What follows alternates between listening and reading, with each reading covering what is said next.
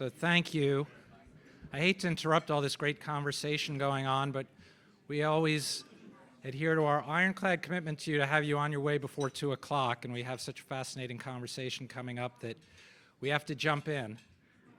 So welcome, all of you. I'm Bill Squadron, president of Our Energy Policy, and I think we're still sufficiently getting over what we've been through the last couple of years that I can say how delightful it is to see people in person and be in the same room together again. So I think we're still feeling that, and it's great to have so many people here today.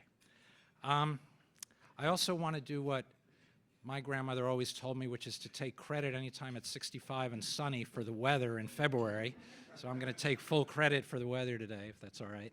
I did get asked, which is interesting, if I was drinking wine, which it's a tough period we're going through. People are shooting things out of the sky, but this is Diet Coke, so just in case anybody was wondering. But to all of our old friends and many new ones that I see here today, thank you for joining us and for supporting our energy policy. As you know, our mission is to do exactly what we're doing today, which is to convene people from all corners of the energy sector to engage in civic, substantive discourse, civil and civic substantive discourse about the critical issues that we are all working on as stakeholders in this space. And whether we're doing it in webinars, and I'll recommend to all of you the webinar we're going to be hosting next, which is on March 1st on competitive power, or the live events that we do, or through our roundtables or other parts of our program, we are committed to working with you to advance sound energy policy and to do it by bringing all different perspectives together and working on the problems that we have. One other thing I would recommend to you, if you haven't used it already, an important part of the OEP program set is the Our Energy Library, which is on our site, which is really the largest repository of energy resources, well curated, well indexed anywhere. So studies, reports, papers, and so forth, materials for really whatever energy subject that you all are working on. I highly recommend and urge you to tell colleagues to take advantage of that part of our program. We're going to jump in, but before we do, I want to thank our partners. We couldn't do this without our partners. I particularly want to thank some of our newest partners who have just joined: Morgan Lewis, Rise, Distributed Sun, Shell. But really, thanks to all of our partners, and particularly today our co-host Hydro-Québec, which has worked very closely with us to put on the program today. And as I call up to the stage our panel, I do want to show you a few slides which really give you a sense of why we wanted to organize this discussion around the very, very important agreement between Hydro-Québec and the state for the Champlain-Hudson Power Express. So what we are looking at here is a groundbreaking on the left, getting the project under construction, underway. Of course, it's the ceremonial one, but it means a lot. It means that things are underway, and you can see Governor Hochul, obviously other dignitaries from Hydro-Québec and from the state, and also, which really reflects on the kind of partnership and cooperation that went into putting this together, Mohawk Grand Chief Sky Deer on the far right. So it really, and I'm sure that Serge, who is a part of the panel, will talk about this, it really reflects the importance of people working together, which is, of course, what OEP is all about. And on the right, the remediation program underway in Queens for the transformation center there for clean power, very critical, just last week. This represents, again, part of the work that's already underway, the need to use a particular kind of equipment to lay cable underneath, in this case on the left, Lake Champlain, but any kind of waterways that are involved in the process, and you can see the kind of equipment that's being readied for installation. And finally, again, tying into the point about working with communities, working together, bringing people, all kind of behind a particular project. Hydro-Québec has worked very hard to involve kids from the city in the project, both educationally and to give them a real sense of the importance of clean energy and sustainability to the city, the state, and our future. So very good, sort of visual examples of the things that are going on with respect to this project. So I'm now going to call our panel up to the stage. We're particularly pleased to have John Mandyck moderating this discussion. John is the CEO of the Urban Green Council and previously the Chief Sustainability Officer at United Technologies, has been dedicated to sustainability for decades, and we're delighted to have him moderating today. And he'll tell you, but I'll sort of give you a quick preview. Please hold your questions to the end. We will leave time, as we always do, for questions from the audience after the panel discussion. And as I leave, I just want to thank Dale and Serge and Anthony for joining us today. I think this discussion will be fascinating. Thank you very much.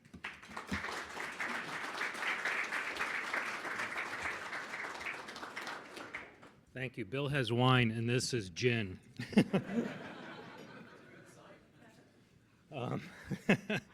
It's great to be with you, Bill. Thanks for inviting me to join you. As Bill mentioned, I'm with Urban Green Council. For those of you that may not know us, we are an environmental nonprofit organization based here in New York City. Just celebrated our 20th year. Our mission is to decarbonize buildings for healthy and resilient communities. We do that in 4 ways. We convene to bring experts together, much like you're doing here, to solve problems and to make recommendations. Second thing we do is research to fill market gaps and to help public policies move forward. Third thing we do are public policies, and a lot of them, for decarbonization in the built environment. And the fourth thing is training and education, not only in New York City, but across the United States and actually in Canada. So we're thrilled to be here today to help moderate this really important discussion. I'll also echo and take credit for Bill that it's 65 degrees out. But as a perfect backdrop, this is my second panel I am moderating today on decarbonization. And this, ladies and gentlemen, is why. We are enjoying the fact that it's spring on February 15th, but it should not be spring on February 15th. And so it's an interesting backdrop for the conversation we're going to have today. So I want to invite up our distinguished panel, and I'll just say a few words about them as they're coming up. First is Anthony Fiore. Let's give a round of applause for Anthony. Anthony,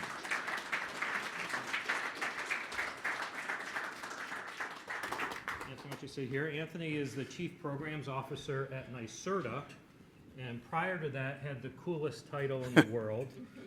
He was the Chief Decarbonization Officer for the New York City Department of City Administrative Services. So, Anthony, welcome. Thank you. Secondly, we have Serge Abergel, the Chief Operating Officer for Hydro-Québec Energy Services.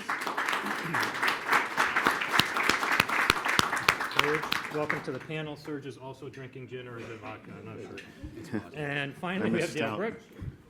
Dale, welcome. Dale is a senior fellow. Dale's a senior fellow at the Regional Plan Association. She is the Director of State and Regional Policy for the Harvard Environmental and Energy Law Program. And prior to that, many of you may have known her. She was the Deputy Secretary for Energy and Environment for the state of New York.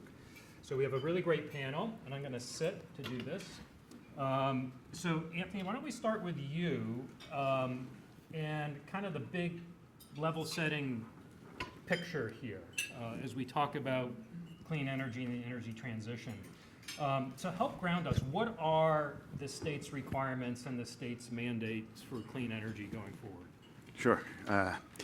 There's a lot. I think most people in this room probably know that New York State passed the Climate Leadership and Community Protection Act. I think it's probably the most ambitious piece of climate legislation in the nation and probably in many parts of the world. It's economy-wide. It's a holistic plan. It requires that we reduce our energy, have clean energy or electric, 70% clean electric by 2030. It also requires that we have 100% carbon-free electricity by 2040, and all to the run-up of an 85% reduction in emissions by 2050. along with those mandates that are enshrined in the Climate Leadership and Community Protection Act, are other commitments the state has made to help make sure that we get there. And some of those include 6 gigawatts of solar throughout the state by 2025 and 10 gigawatts by 2030. And I'm happy to report that with the 2025 goal, we've almost completed that. We're about 95% on the way. So that's a big deal. Also 6 gigawatts of energy storage, and that's going to be by 2030, and that's going to be really important to firm up these variable production resources that we're putting in place. And that's kind of a newer target, but I'm happy also to report we're about 22% of the way there on that as well. And then 9 gigawatts of offshore wind by 2035. And that's really important for where we are now for New York City to complement what's happening with Tier 4 to bring energy from upstate in Canada into the city, to bring it from offshore. And I think that's going to really play well in the future as peak loads shift and being able to move energy both from north to south and south to north. And then combined with kind of those supply side initiatives is a target of reducing energy use by 185 TBTUs by 25.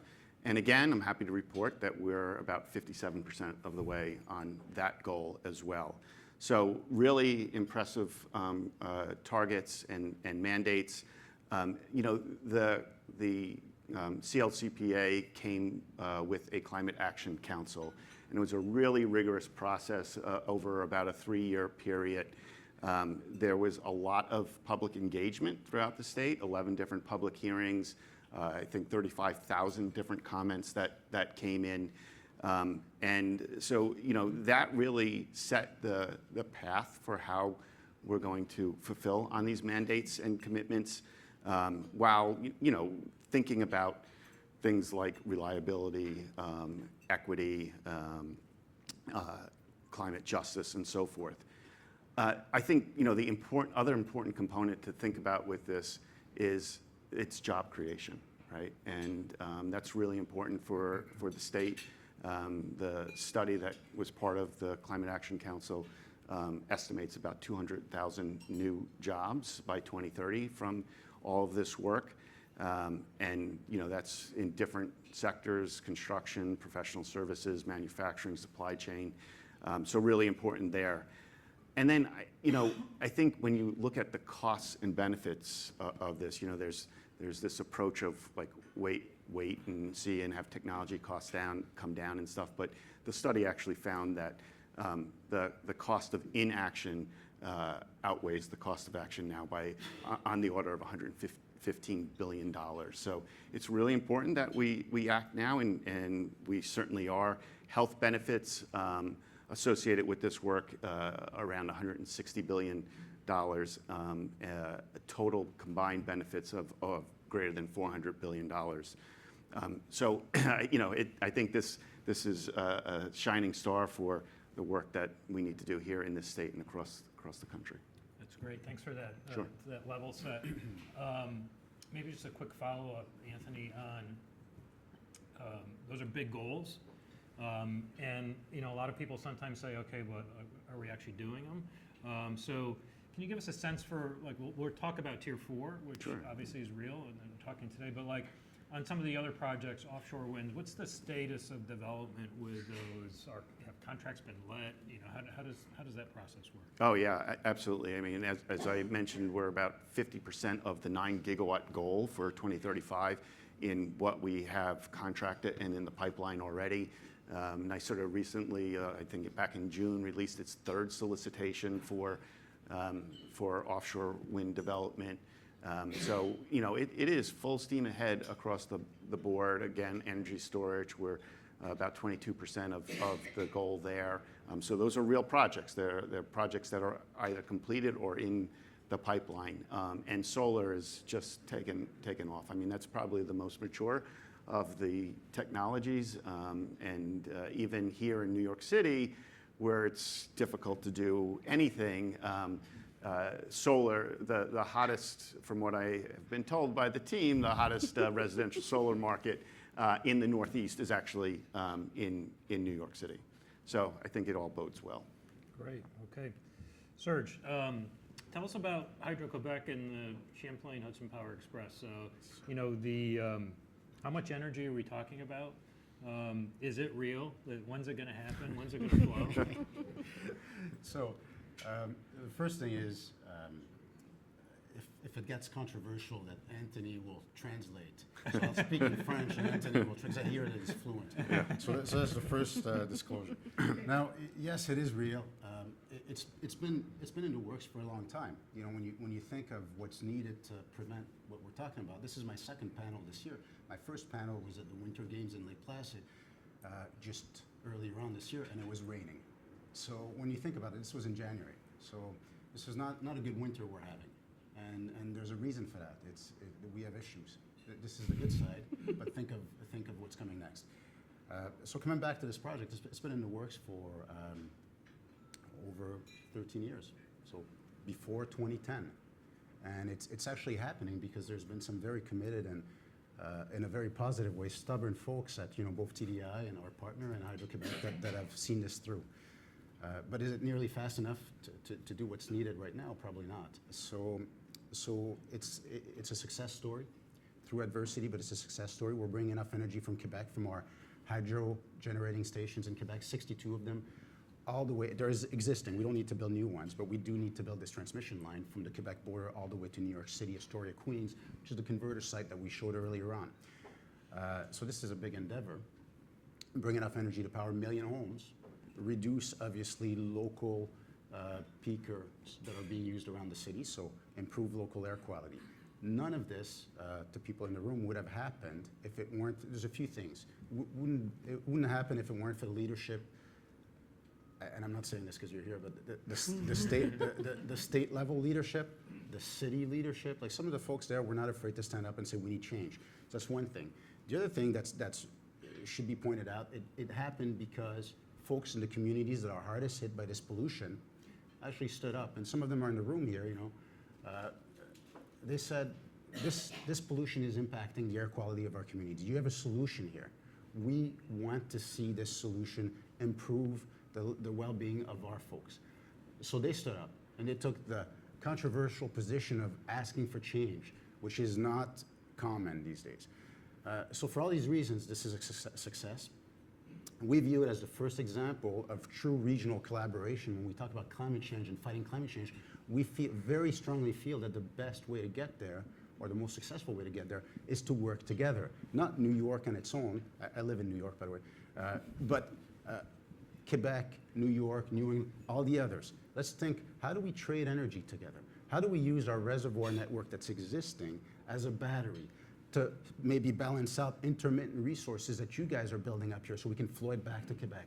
How do we get communities involved in this conversation? Not just I don't mean this in a negative way, but not just the industry experts and the folks that, a lot of the folks that are in this room that are already involved, but the communities that are actually not involved in this conversation, but that need to understand this and participate. So those are all the challenges. We're trying to answer these challenges. It's not perfect, but the Mohawk Grand Chief being a partner is one example. We're trying to redefine the way things are done, hopefully making a difference. I think it's a positive step in the right direction. I fear, though, we fear that there's many challenges ahead, especially when we look at the broader region. I think of New England, and so there's lots of work there. And tell us, what's the actual status of the construction of the transmission line, and what are the targets and the timelines you're trying to achieve? So just an overall perspective, we had a groundbreak ceremony just last December in Whitehall, just a nice little community north of here. Governor was there, Grand Chief was there, the business folks were there, obviously. And so 2023, you can view it as a preparation year, a staging year. So get all the groundwork ready for this construction. We're not laying down cables in 2023. We're getting the converter site decontaminated. If anybody that's been over there, you know, there used to be oil tanks there. We're removing these oil tanks, taking out all that soil that is contaminated by essentially oil and tar, and cleaning it up. That's in Astoria, Queens. We're getting the equipment on site. 2024 is when the cables start to be rolled out, and in service is May 2026. And it's on schedule for that right now. So it's definitely a challenging year, but it looks like, you know, things are right on schedule. 2026, things are right on schedule. All right, thanks. Dale, you bring a really fascinating perspective to the panel. First of all, you were the Regional Planning Association, so by definition, a long-term view of the world, but also your role at Harvard, thinking through state and regional issues around the country. Anthony raised kind of the point on cost, and obviously there's a cost to all of this. So from your view, can you help put that cost into context and what it really means? Yeah, so first of all, I just want to give a shout out to NYSERDA for selecting Anthony. I mean, the need for having state and city mind meld and really be a team together. Every state is facing this. We don't want our cities and states in competition with one another. Like, what is the coherent vision of how both the city and the state are gonna meet their goals, you know, in the most cost-effective way with the most co-benefits? So that's number one. And then also, I want to emphasize where you started to go with like the whole system, like a systems view. And I hope we talk more about that on the panel, because we can't just be looking at this little piece and that little piece. And that brings me to the answer of your question. I mean, there's been a lot of controversy over Tier 4. Why is everyone paying for something that's just benefiting the city, which is such a misguided and narrow view of what's going on here? And, you know, transmission is not the most glamorous component of our clean energy transition, but it's critical, and this is national. Like, we are not going to power this nation, not just what we've already been using electricity for, but completely, or not completely, but overwhelmingly electrify transportation and buildings if we don't build an enormous amount of transmission. And we're showing how we can do that in New York. So thinking about Tier 4, and the city and the state were both critical in getting it to happen, and saying we need to invest in transmission as part of the entire package. And the entire state, including the city, has invested in all of the upstate renewables, where a lot of the economic development benefits are going to upstate, and the city, the downstate, is paying. We're all paying. So we have to look at it as an investment, because I say we're all paying. Let's look at the benefit side of the equation as well. And we're all benefiting. So look at the whole package of investments, the whole package of benefits, and the job of both the city and the state is to say, are we doing this in the smartest way? Are we getting the most benefits we can? And are we thinking a long term, not just each individual slice? And I think that is the thinking behind adopting a policy like Tier 4 and executing it. And, you know, it's gotten to us to the point where we're actually building this stuff now, or at least we will be in next year. And can you give us a sense for where New York stands among other states in managing these issues? Well, it's number one. Yeah, I mean, there are several states who are sort of at the forefront tackling challenges that have never been tackled. Where we're just like cutting new ground. I mean, building decarbonization alone, local on 97. I mean, we have local on 97. You know, Boston has Birdo. Yeah, and you know this better than I do because I use your analysis to understand what the hell is going on up there. Sorry. So, you know, we're tied for first in a number of places, but we are definitely cutting new ground. And I think there are a lot of states, and, you know, what I do in my role at Harvard is bringing states together to learn from each other and share things so that states can leapfrog and not have to spend 2 or 3 years developing something. You could take those lessons and customize it. I mean, I know I was on the call this morning with New Jersey, and they're building Decarbonization Advisory Board. They are going to be stealing a huge amount of stuff from New York City and New York, and thank goodness that they're going to be doing that. So It's hard when you're cutting new ground. We are gonna, in some ways, pay more because we're gonna learn by doing, but we're gonna get more. It's the analysis of, waiting costs more. And part of that is because the benefits that you get by going first are also greater. And we're gonna be the epicenter of a lot of industries, offshore wind, building decarb, and that's gonna be great for us. Right. Well, I have a million follow-ups, so I'll hold. I'm going to come back to you and talk to you about policy in just a little bit.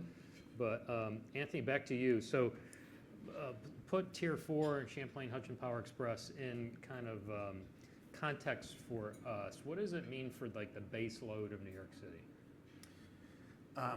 So the Champlain Hudson Power Express project by itself will reduce overall emissions in the city by about 4%.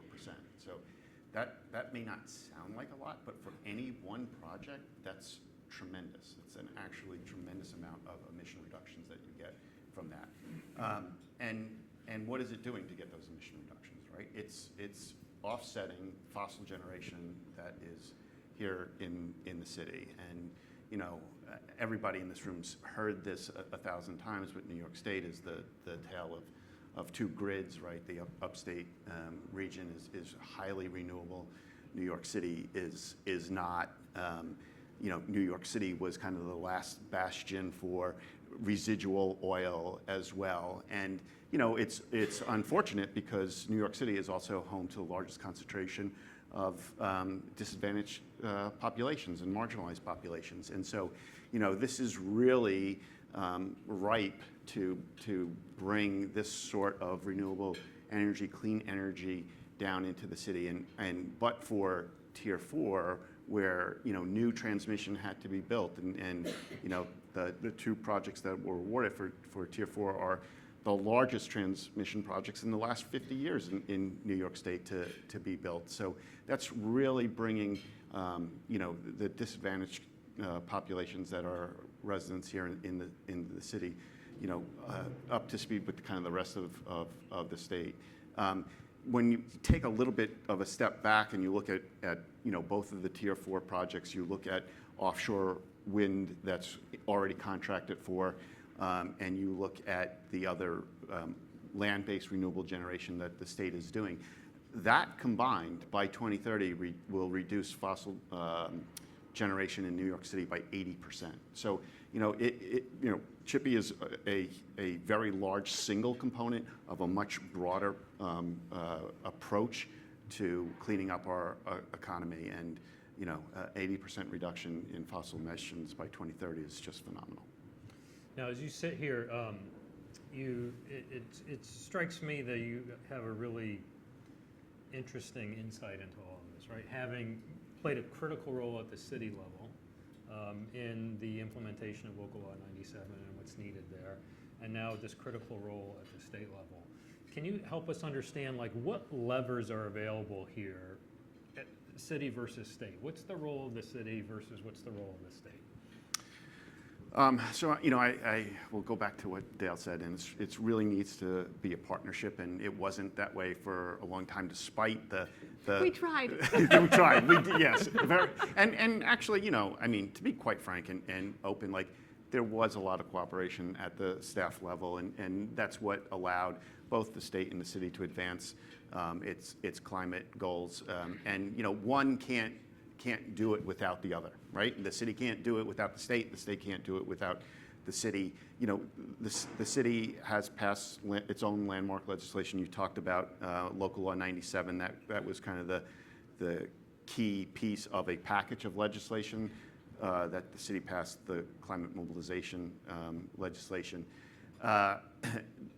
Also leading on, phase out of on-site fossil generation. The city's passed legislation to do that. The state is now looking to, kind of mirror that and pass its own legislation. So, there's certain places where municipalities, it's not just New York City, but it's other municipalities in the state and across the country that can kind of help set that stage. But there's a lot that cities can't do without state legislation as well. So it's a true partnership. Thank you. Serge, you talked about the systems approach and working across communities to implement a project like this. Can you tell us how did you do that effective community outreach? And what were the types of lessons that you learned and how you're thinking through these issues differently today? I think that the first conclusion that we drew from different experiences we had with transmission projects is that you need community partnerships to achieve success. If you don't have, then you will simply not achieve success. You won't get anywhere. So it makes sense. I mean, this is basic human relationships, but you need to be respectful to people that obviously are being impacted by your projects, that obviously will see a change in the air quality or whatever it is from what you're doing. They need to be a part of this conversation. So with that understanding, I guess we set out to be what I would say a community-first partner, where we aim to create value, to bring benefits back to communities, to have just a sincere conversation. It's very basic. We didn't plan this. There's no, I don't know if that makes any sense. I mean, we didn't sit in the boardroom and say, this is what we should do. It just sort of happened. So, but the first thing is we sat with people that had interest, concerns, wanted to just share some of their issues and challenges. And this is where the conversation got very interesting with the folks from New York City or from the disadvantaged communities, where they said, as an example, we're doing this laundry program. We're announcing it tomorrow. A laundry program. It's got nothing to do with energy. And some of the people are probably, well, where are you doing that? You know, well, they need it. And why do they need it? So we visited this school, Public School 171. It's in Queens. The average income for that school is $17,000 a year for families. The issue with the kids there is that they don't go to school all that often. So the graduation number is like a fraction of those that start school. They don't graduate. Why don't they graduate? Well, because they don't attend, because they don't, many reasons. I don't want to oversimplify it. One of these reasons is they don't have clean clothing. They can't wash their clothing. So when you don't have clean clothing, think of here. If your clothing stinks, you don't want to be here because you're embarrassed, right? So they have the same issue. Don't go to school because their clothing isn't clean. So we said, hey, let's install, talking to the principal. Very, very moving. I mean, I've never, like, if you attend some of these meetings, you leave with tears in your eyes. It's got nothing to do with energy. It's just, they said, can you help us install a washer and dryer? We said, for sure. Anyways, it turned out that for a year they tried to install the washer and dryer, but with the city and stuff, it didn't work out. So, I'm sorry. See, you're not that great. But wait, this is... The state can fix it for you. But we said, okay, if we can't physically install the washer and dryer in the school, what can we do? How can we get this resolved? So we did this program with a laundromat with coupons. You don't need the washer and dryer anymore. So the school will assign the coupons to disadvantaged families whose children need clean clothing. So you have, like, I don't know, 25 kids. We're going to do this for a whole year. We're going to put money into this. It's like $30,000, whatever. It's a small amount, but it makes a hell of a difference. This is what I mean. We sincerely said, can we help? And again, it didn't change that in a certain area, district, whatever, it facilitated the permits for the line. That's not how it went. Thank you. But it was just about creating value for people and just being a good friend. And we want to be a good friend, not just today. It's not transactional. We want to be a good friend for over 25 years. This is a long-term friendship, and so that's what we set out to do. And my message to all of those in the industry here is, you know, just be the good partner and be there, genuinely be there to create value. That's all. Right, and so then, how do you take that and apply it to other projects in New York or other projects other places? I mean, are these individual ad hoc things, or is there something more systematic in your view on how you work with affected communities? I mean, the thing is, you gotta try and be everywhere and talk to everyone, which is almost impossible when you think of it. But as you do this, I think the first thing that comes to mind is you're going to financially support projects, and that's the traditional way companies do things. Our approach has been from the start, which is very personal to us, is we said, we don't mind writing checks, but you're stuck with us after. And but that makes the difference when you think of partnerships, because if you just write a check, there's no relationship. The relationship is what makes the difference. So when we had, as an example, when we brought, and I say we worked with, that's the wrong word, we worked in partnership with some of the organizations in the communities, because we wanted to bring some of the kids from disadvantaged communities to the games in Lake Placid. When we worked to organize that,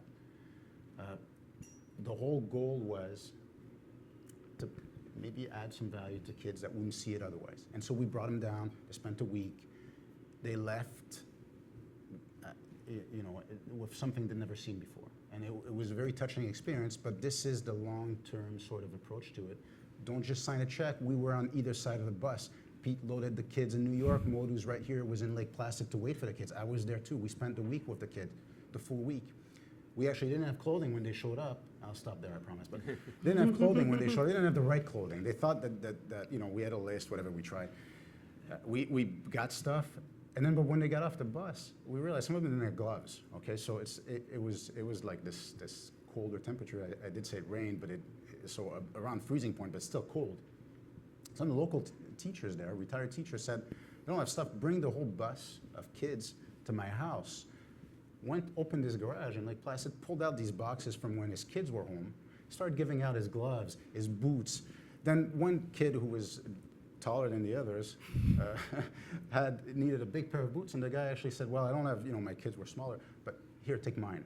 And so this is touching stuff. I mean, this is what I mean by build bridges, try and hopefully create these relationships that when we talk about energy and talk about this transition, remember that there's people at the core, and hopefully this keeps going after. Right, and then for a company like yours in this particular project, tell us your approach to indigenous communities, the level of engagement, how that factored in the rollout of the project. So first thing that, obviously I'm not the PR guy, so the relationship with indigenous communities has not always been a perfect one when you look at our history. And this is the first thing has to be, and this is we Sophie, my CEO, and so we've done that. We've recognized past wrongs, and you have to recognize this if you hope to succeed in the future. There's 55 communities, indigenous communities, First Nations communities in Quebec. So that's more communities with their own small governments than you have U.S. states. They go through election cycles every 2 years. They speak different languages. We have relationships with most of them. Out of the 55, there's 5 that voiced concerns. Their concerns were ranging from many things, from job creations to past grievances. So we set out to fix what we could fix, which is, past grievances, okay, do they concern our installations? So we set out to fix these. From that perspective, we're about to fix the issues with the 5 communities.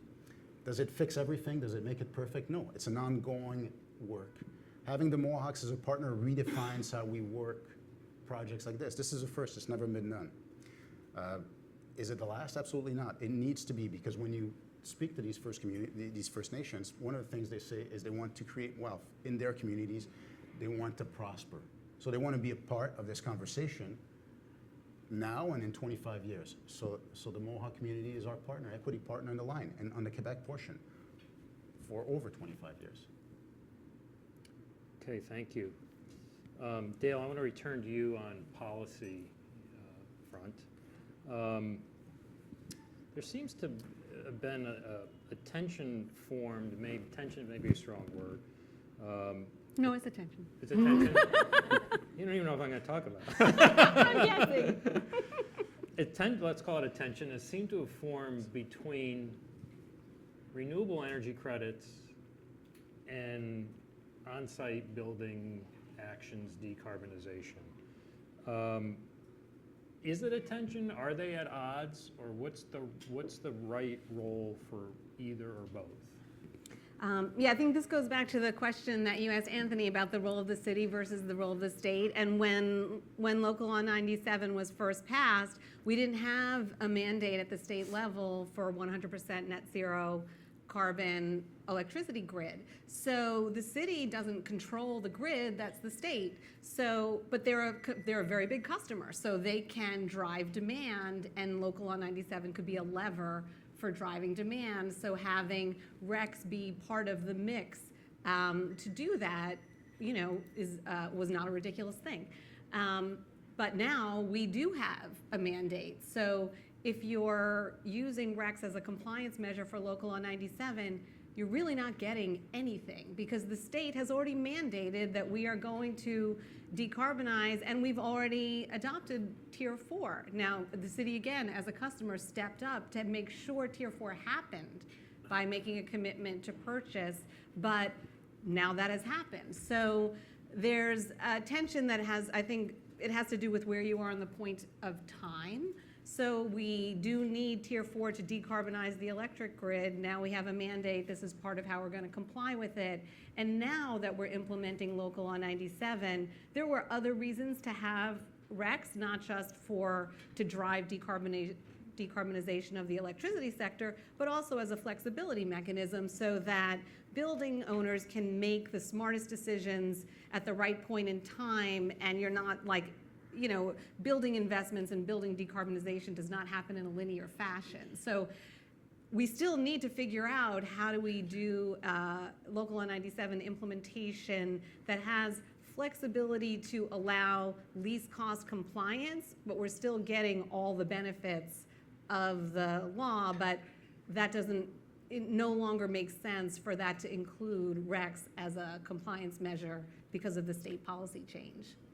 And then, in my view. Just building on that, maybe from your role at Harvard, what's the role of cities actually? Like we've talked about states, but what's the role of cities in decarbonization, kind of just writ large? Yeah, I mean, it's enormous. Often it's, despite the trouble with the laundries, it is easier to do things at the city level. So you can move faster, you can be first movers. There's more, often cities are more ambitious. So they can show the way, and Local Law 97 is a good example of that. They are huge customers, so they can drive what's happening elsewhere in the economy and certainly in the energy sector with their demand as customers.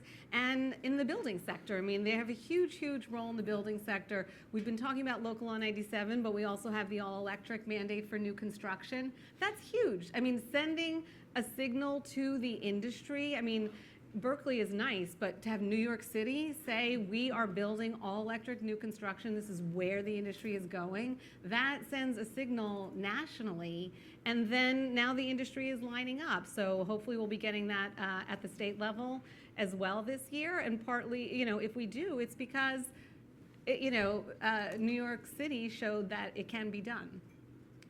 Great. Anthony, back to you. I'm going to go off script. And Okay. Are you ready? And ask you, because wherever Bill is, I failed in my only job, which was to keep track of time, because I didn't bring my phone up here. So can you tell me how much? Got it. Just doing a time check. Thank you. Back to you. Kind of building on that, how should we be thinking about supply side interventions and demand side interventions when we think about clean energy in the future? I don't see a tension there. They are complementary to one another. All of the studies that the city has done, other municipalities around the country, New York State, subnationals around the world, have all demonstrated that you need both supply side and demand side interventions in order to achieve these deep decarbonization mandates that climate science tells us is absolutely necessary to do. It's a fact that you wouldn't go and make buildings electric or electrify transportation if you don't have renewable energy that's backing that up, right? And so that is unlocking the possibility for additional levers to pull in order to achieve these greenhouse gas emission reductions that we need to do. And on just getting back to the rec side, like, I feel is an important part of the compliance toolbox because it will drive additional development. But it's only money out of your pocket, right? If I'm a building owner, that's only money out of my pocket. I'm not getting a return on that. There's many energy efficiency projects that you are getting a return on. So they have to happen in concert with one another. And I just, again, want to take just a step backwards or higher level and say, like, as we do this work, we're not just reducing greenhouse gas emissions. We are reducing criteria air pollutants and improving air quality and then improving attendant public health benefits, right? And, if you're improving public health and you have, going to Sergey's the laundry issue, but you are missing school days because you have asthma or other respiratory or cardiovascular diseases. Even the latest research is showing cognitive impairment from air pollution. Less missed work days, right? Because you don't have to be home with your kids. It all leads to better job opportunities, right? And if we have better job opportunities, we have better public health.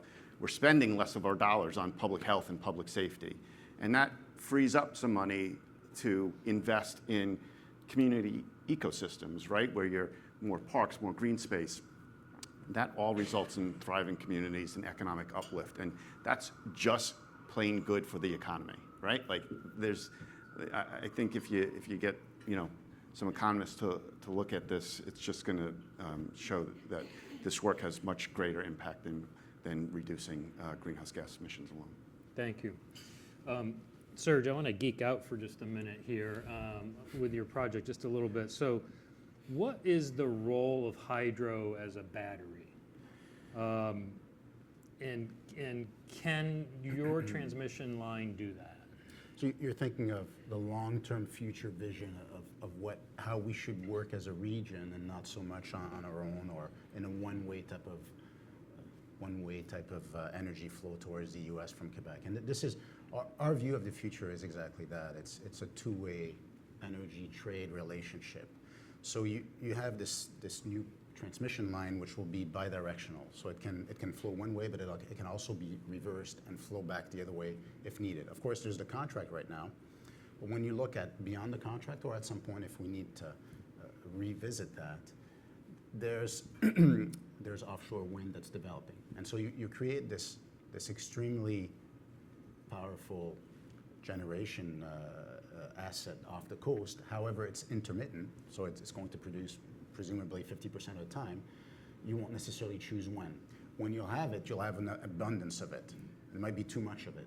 This is when producers curtail, so they can't. You always need to balance load and production and demand. In this case here, you may have too much of it. Instead of curtailing, not using this offshore wind, maybe we can flow it back down to Quebec. In the meanwhile, we have 4.5 million customers in Quebec. We can use this excess offshore wind, we can buy it. And in the meanwhile, we can stop using our turbines and the water that we have stored in our reservoirs to produce energy. So we keep storing it. And then when the wind stops, then we reverse the line again. We start to use our turbines. We use our water that we've accumulated when the wind was strong, and we flow it back down to New York. And so by doing this, we optimize network. And this is, Dale, you mentioned this, but optimizing networks ultimately means we're more efficient. We're using our assets to the most that they can be used. And therefore, we're reducing impact on consumers because you build less stuff. You're fully using what you have. And for those that wonder, well, that means also that you don't have to balance wind with gas. Often people are against, against new projects, against bringing a new source of power to an area. But you have to remember that if you just have wind or intermittent resources, when that wind is not there, you're relying on gas. And so that's the issue that we can resolve by working together. And not only that, but of course, when you think of extreme weather events. And so, we had an extreme cold snap 2 weeks ago. One day in Quebec, at minus 35 Fahrenheit, with winds up to 60 miles an hour. So think of cold air at minus 35 being rammed into a house at these temperatures. Peak demand was exceeded by 2,500 megawatts in Quebec. That's more than Indian Point, I think. So, and this is a record. It's never been seen. For 24 hours, the next day was above freezing, it was melting outside again. Stuff like this never happened before. But of course, what it tells you is that by working together as a region, because for the first time in like, I think 7 years, we were actually a net importer for 7 hours of that period. For 7 hours. But what does it mean? It means you need to be interconnected with your neighbors. You don't want to repeat what's happened in Texas, where you're sitting as an island by yourself. We're going to see more of these climate events. They are an exception. It's a fraction of the year. Didn't happen in 10 years, but it did happen once. So this is the value of this two-way trade relationship beyond just being smarter with your assets, is the reliability aspect. Great. And Dale, I'm going to give you the last word before we open it for audience questions. But to come back on a point that you made before, how does transmission fit into the broader picture here? Yeah, well, I mean, it fits into just as you were saying. I mean, the name of the game going forward is flexibility. And we need, because just think how many moving parts we have now compared to, where we've been the last 100 years. So if you need to deal with intermittent resources, that's going to be the bulk of the system now. You have, your electric vehicle parked there with its battery. You have solar. You're using electric heat now and cooking and all of these things.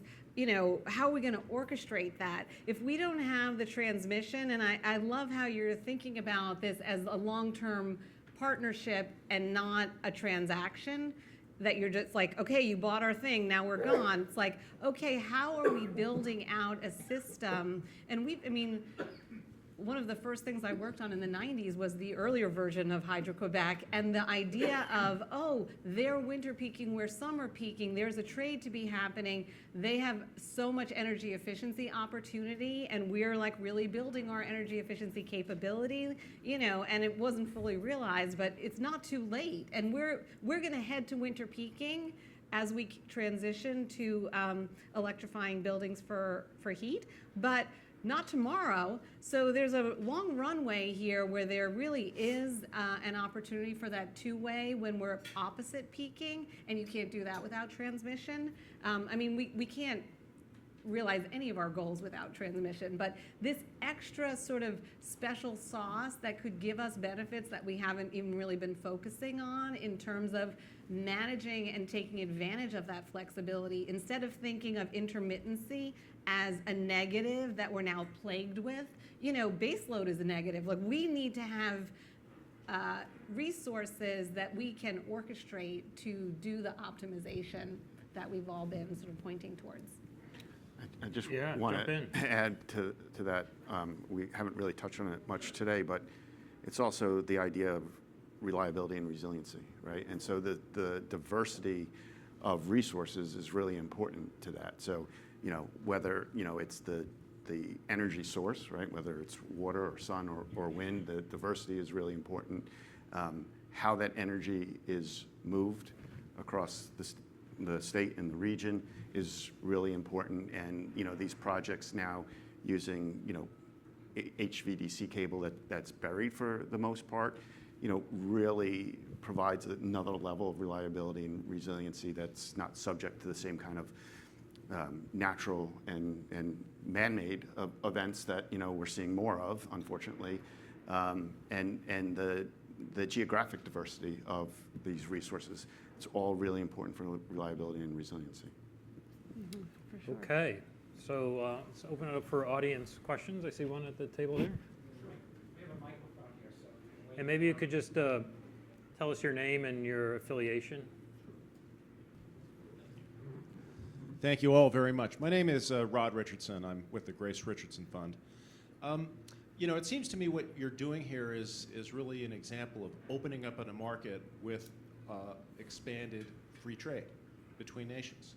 It's a interesting idea about how to go about decarbonization by opening up the market to more participation that some nations would consider doing around the world. But it works. And it reminds me of a study that I recently read by Wayne Weingarten from the Pacific Research Institute, who studied competitive versus uncompetitive markets in the United States. And the study, which came out last year, or 2 years ago, showed that, the competitive markets, competitive electricity markets, are decarbonizing 66% faster than the monopoly markets, right? And they're doing so with lower costs, and they're doing so with actually better reliability. So what you're doing here is kind of an example of introducing, opening up the market a little bit more to competition. But does what you're doing here suggest that there could be more done in this region to open up the markets to competition, so that they decarbonize faster, maybe at the retail level, maybe with distributed energy? Is there more that we could do in terms of opening up markets to allow them to decarbonize faster? Instead of maybe always taking the command and control approach, the government's going to mandate this and mandate that, can we do it by expanding freedom for market participants? Who wants to jump in first? Well, I mean, one thing I'll say is, it's not just free markets will deliver everything. I mean, that has been a dream in the electricity sector, like just open the markets and it'll solve all our problems. And we've seen that is not the case. The government has to set the rules and the mandates, and then you use market systems as a tool to achieve them in the least cost way. But if you don't have a requirement that says we're decarbonizing or we're maximizing energy efficiency and, go do it in the most cost-effective way with market tools, you're not going to get it. So it's not one or the other. It's how do you use these things in concert to get that best result in the cheapest way. And for sure, take advantage of market resources. But if you don't have the policy framework that sets the rules of the game so that everyone's driven to achieve the goal and make as much money as they can within that, framework, then it's not going to work either. Anybody else want to jump in? I'll only add, I think the regional collaboration is really important for that, right? Like, what you don't Bigger want market. you don't want to see, leakage, one area is doing more than another area. And I think the regional collaboration that we've been seeing on this is only growing and across the economy. There's, on the transportation side, there's more regional collaboration now as well. Supply chain, infrastructure, more collaboration. That's always the hard thing, right? Because states or cities, they, what can we bring to our state? What can we bring to our city? But it's the realization that, there's got to be shared resources across to do it in the most economical way. So I think that regional collaboration is really important to the markets as well. Question back there? David Baumke on behalf of the New York Energy Consumers Council. For nearly 7 decades, not quite as old as I am, the New York Energy Consumers Council and its predecessor organizations have been a leading advocacy for economic, reliable energy in New York City and Westchester County. Coincidentally, the area is served by Con Edison Electric. About 11 years ago, Donald Jessam came to me and asked for our support of the brand new Champlain Hudson Power Express. I am pleased to say we voted for it, we commented for it, and we advocated for it, and it's great to see it coming forward. But as I recall, and I'm old, so I may have forgotten this, but at that point, I thought one of the original sales points was this is a great mix because they have extra power during the summer, which is when we are a summer peaking location, so we really need it. Well, as we move forward, thank God for progress, with electrification, we are now looking at a shifting peak in our area and anticipating a winter peak. Although it helps now, and I totally support the idea of integration, realistically, does Hydro-Québec envision having extra power throughout the winter season going forward when we are a winter peak demand? Thank you. So this is when Anthony will answer for me. So no, you make a good point. I've heard this point before, but you got to remember there's a difference between, say, the cold snap that I talk about that lasted 24 hours and that we haven't seen in like over 10 years, and the average winter day in Quebec now. The average winter day in Quebec now is, around freezing, the freezing mark, so it's not extremely cold. You're looking at about a load of 20,000 megawatts in Quebec. We have assets that can produce up to 37,000, plus you get other resources in Labrador. So all in all, we can do way more than that. So on the average winter day, no issues at all. On the extreme minus 35 cold snap of 60 miles an hour, we've seen something this year we hadn't seen before for 24 hours. As we look forward to the future, there's a couple things you also want to keep in mind. We're looking at adding roughly 5,000 megawatts of new wind in the next, I'd say 10 years, but it's probably even less than that, probably next 7 years. So that's new wind coming online. We're looking at refurbishments from our existing generating stations. We're not building new ones, but you can refurbish the equipment you got in there. And so the turbines there, you can gain about a 5 to 10% efficiency gain on your existing equipment. So that's about 2,000 megawatts projected for the next 10 years. So you're all there, you're over 7,000 megawatts. Some of it is intermittent, some of it is base load. And then there's the whole efficiency side of things, where 85% of Quebecers, 4.5 million customers, heat with electricity. So they've done that transition, but they're not using the most efficient heating equipment in their homes that they could use. They're not using heat pumps. Most of them are using electric furnaces or electric baseboards. There's a lot of efficiency gains there. We're looking at about 10 terawatt hours in the next 10 years on that side. So yes, we can supply New York in the winter. That's how we look at our projections. But we are seeing these freak events, for short durations. And then, of course, that we work as a region to address. But it's for 0.001% of the time. And maybe it's a great point about electrification and summer peaks and winter peaks. We look at this all the time at Urban Green and the policy development we do and the research. Actually, last year we published a report, I'll put in a shameless plug, for a report called Grid Ready, where we modeled all 1 million buildings in New York City against the Con Ed grid to understand headroom for electrification, right? Because think about it, our grid, as you know, is built out for the hottest day of the year. And in the winter, we have a lot of capacity that just goes dormant. There's a 42% differential between summer and winter, which means there's 42% headroom to fill in for electrification before we have to worry about massive system-wide issues. We will eventually, and we need to, because burning fossil fuels at the building is our #1 source of carbon in New York City. So electrification has to happen, but the point is it's not going to happen tomorrow. This is a decades process, and there's room in the system for that capacity to build. There was another question I saw in the back. Question for Anthony. You mentioned that you're building 9 gigawatts of wind power and that storage is a major consideration in NYSERDA. Is NYSERDA looking at building a new pumped hydro facility north of New York City? I don't know if there's a new pumped storage project in the pipeline. I will say that part of the Clean Path New York project is using an existing pumped storage project that NYPA owns, the Gilboa Blenheim pumped storage project, to store excess energy that's produced by its on-land wind and solar resources when that supply is greater than the demand, and to then use that built-up water to supply back in when there's greater demand than the wind and solar will be producing. But I'm not sure about any new pump storage projects. Okay, question right here. No, not me. I defer.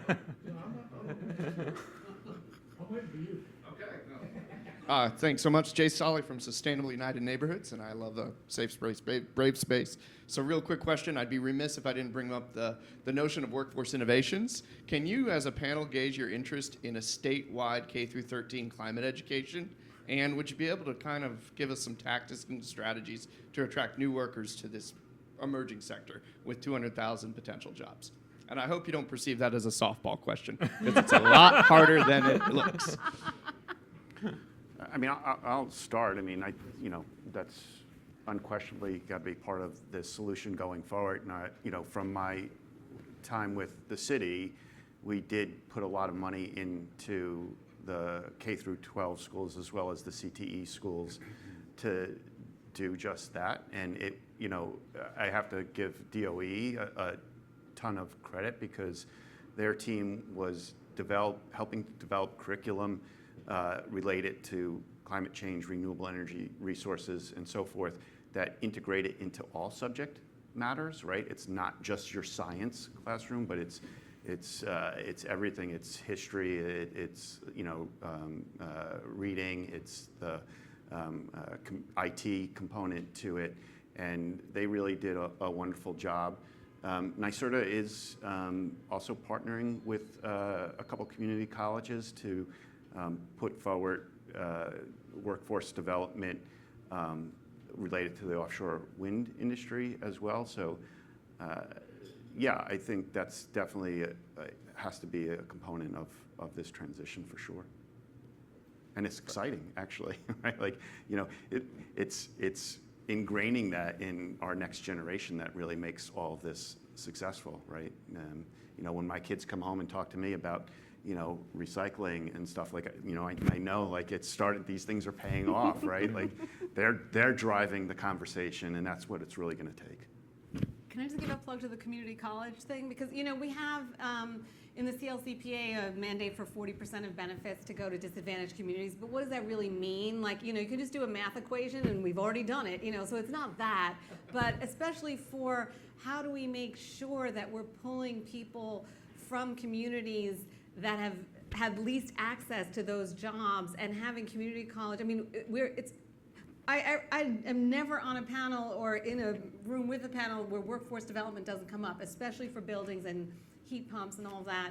So, to build that workforce out of community college programs where you have so much access to people who have so much promise to pull into this, and it's such a huge growth area. I mean, we were talking, it's hundreds and hundreds of thousands of jobs. It's not like, 1,000 jobs building the offshore wind port. Yay, but like hundreds of thousands of jobs, and every kind of job. I mean, plumbers, electricians, contractors, all different things. Just two things. I mean, the first one is when you talk about energy literacy, or what is people's understanding of climate change, and obviously whether you're in Canada or you're here, it's the same issue. There's not a common understanding of what these threats and these issues are. So it all starts with education. We strongly believe in that, and we'll definitely be looking to do more and more in New York and also in Quebec on that level, because it will, for what's needed for this transition. If we don't have a common understanding of what we're trying to achieve, we're not going to get there. Now, just number two, a quick mention that with this project CHP, there is a green economy fund. It's a $40 million fund that's there to support green job training in disadvantaged communities. So there is a fund, there's an advisory board. This year, it's the first year that $2 million a year is going to be dispersed to support different projects in communities. The advisory board, that's comprised of local New Yorkers that have expertise all throughout this line, are participating to this. They'll make recommendations, and then we'll disperse the first amount. So it's I think it's a very small example, because obviously this is so much bigger, but hopefully it's in the right direction. Great, and Bill's giving me the hook from the back of the room here, and I think the microphone, we have room for one more question. Oh, thank you so much. Thanks for an interesting discussion. Especially appreciate the emphasis on public education and your support of that and scaling up workforce. I'm Betta Broad. I work on a campaign called New Yorkers for Clean Power, and a big part of what we do is public education and advocacy. And I guess my question was more related to, like, beyond K-12 education, how do we educate the larger community? If, most rooms have no idea about the Climate Act. I would say like 99% of New Yorkers have no idea that we have this mandate. So how do we get beyond rooms like this, reach more people, do a massive public education campaign with the state, with private partners, with nonprofit partners? And I don't know whether you're anticipating much NIMBYism as you're constructing Chippy, I've seen a ton of NIMBYism upstate to renewables being cited in communities. And so how do we, not only preempt any type of NIMBYism, but also really help people understand the benefits and how that they can participate in this transition in a positive way. And so I just wonder what your thoughts are on that. How can we scale up support, understanding, awareness, and participation among New Yorkers? All right. So, Anthony, it sounds like what she's recommending is a big NYSERDA awareness campaign that you could fund Urban Green to do exactly what she's talking about. but maybe not. So- Dale, let's start with you.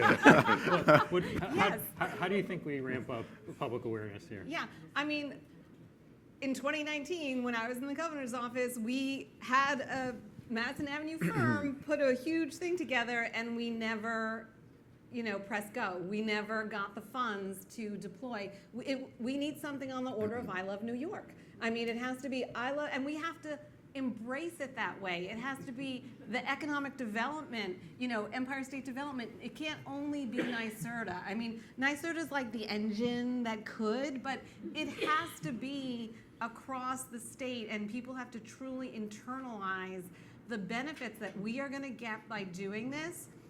And then we're going to get it's a small amount of money when you think about, what the state, what do we spend on cannabis? We don't really need an ad campaign to get people on board with cannabis. But for this, people do not understand. And, we should at least double down on what we did with cannabis to help people understand the suite of benefits that Ben is talking about. I will just say, if you don't know, that NYSERDA is doing something on this now, and I think the point is well taken and it needs to be bigger. But NYSERDA we have a community partnerships group that's their sole focus is to do this, and part of that group is establishing clean energy hubs around the state. So there'll be 12 different clean energy hubs that are really community portals into the programs that NYSERDA is running, but even more broader, as Dale mentioned, across other state agencies.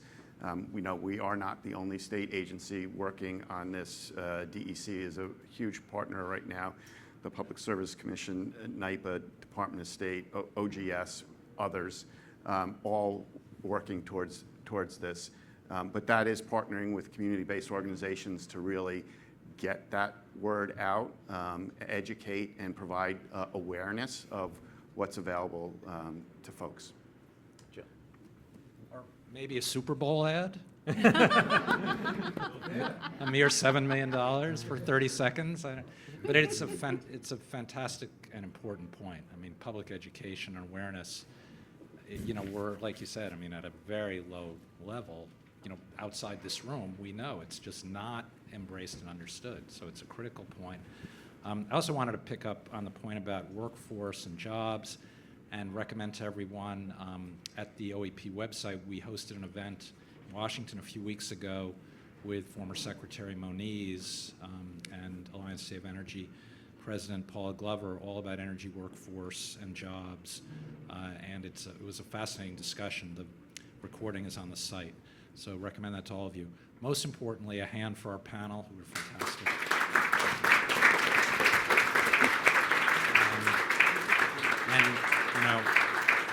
I can't say enough. Thanks to Dale and to Anthony, to Serge and to John for being here today and conducting this discussion. Thanks all of you for really great questions and for being here in support. One thing I want to ask you, if you can remember to drop your name tags off, that way for the next time we have them. And in that context, I also want to thank our team, Carolyn Best, Jordan Crow, Daisy Yu, Liza Roberts, who did great work to put this together. And I'm going to finish simply by saying, please let us know what more we can do. Our goal is to reach out, bring people together, stimulate this dialogue with a purpose of advancing the work that people like Anthony and others in policymaking positions do to the betterment of all of us. And enjoy the day. Take a nice long walk. It's a beautiful February day in New York. So thank you again. Have a great day. Thanks, John.